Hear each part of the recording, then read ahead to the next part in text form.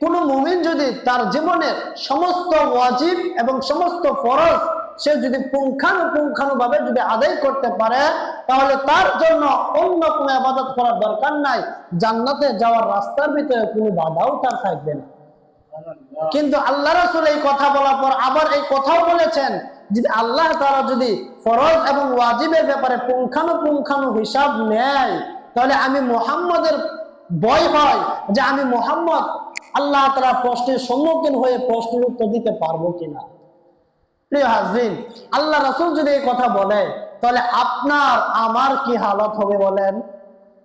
আমার জীবনে কয় ওয়াক্ত নামাজ আমি এমন দেখাইতে পারবো যে নামাজটা শুধুমাত্র আল্লাহ তাআলাকে সন্তুষ্ট করার জন্য, যে নামাজে কোনো দুনিয়াবি কোনো চিন্তা ভাবনা আমি করি নাই, মানুষকে দেখানোর জন্য আমি নামাজ পড়ি নাই, একমাত্র কেবলমাত্র আল্লাহ তাআলার প্রতি মুতাওয়াজ্জু হয়ে আমি নামাজ পড়েছি। আমার জীবনে কয় রাকাত নামাজ আমি এরকম দেখাইতে পারবো বলেন তো? আমরা যদি নামাজে দাঁড়াই, তাহলে আমার মন এদিক সেদিক ছুটে বেড়াই, কারণ শয়তান হচ্ছে আমাদের প্রকাশ্য শত্রু। আল্লাহ তাআলা শয়তানকে আমাদের প্রকাশ্য শত্রু হিসেবে দুনিয়াতে পাঠিয়েছেন। শয়তান আমাদেরকে ধোঁকা দিবেই। আর আমাদের ভিতরে যে আছে কলব, এই কলবের অর্থ হচ্ছে পরিবর্তন হওয়া। আমি নামাজে দাঁড়াইলাম, এই আমার মন চলে যাচ্ছে অমুক দেশে তমুক দেশে, এখানে সেখানে ঘুরে বেড়াচ্ছে, কিন্তু আমার দেহ নামাজে, আমার মন ঘুরে বেড়াচ্ছে এদিক সেদিক। প্রিয় হাজরিন, তাহলে কি আমি কি আমার জীবনের প্রত্যেকটা ফরজ পুঙ্খানুপুঙ্খানু ভাবে আদায় করতে পারলাম না?